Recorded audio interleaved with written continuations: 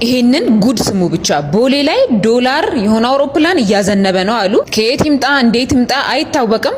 ብቻ እንደዚህ በረከት የሚፈስባት ቦሌና ቦሌ ቡልቡላ ላይ፣ እኛ ደግሞ አዲስ አበባ ላይ በአፓርትመንትና በቤት ሽያጭ ታሪክ ታይቶም ተሰምቶም የማያቅ 60 ሺህ ካሬ ግቢ 5-6 መኪና እንደልባችሁ የምታቆሙበት፣ ልጆች በነፃነት የሚጫወቱበት፣ ሰርግ፣ ድግስ፣ ልደት ቢኖርባችሁ ደግሞ እዚህ 60 ሺህ ካሬ ላይ እንደፈለጋችሁ የምትንፈላሰሱበትን ቤቶች በ3 ሚሊዮን ብር ብቻ እየሸጥን ነው። ከዛ በተጨማሪ ደግሞ እንደምታዩት በወለል አንድ አባወራ ብቻ ነው የሚጨቃጨቃችሁ፣ ምናምን ጎረቤት የለም። በወለል አንድ አባወራ ብቻ ነው ያለው።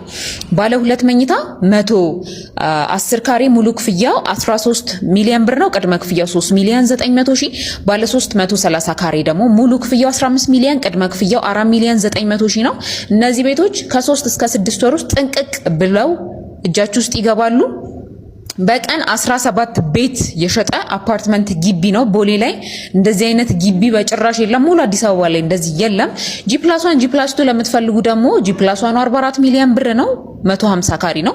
G+2 ደግሞ 375 ካሬ ነው፣ እሱ ደግሞ 65 ሚሊዮን ብር ነው። ካርታቸው ተዘጋጅቷል። ይህንን የመሰለ ግቢ እንዳያመልጣችሁ አደራ።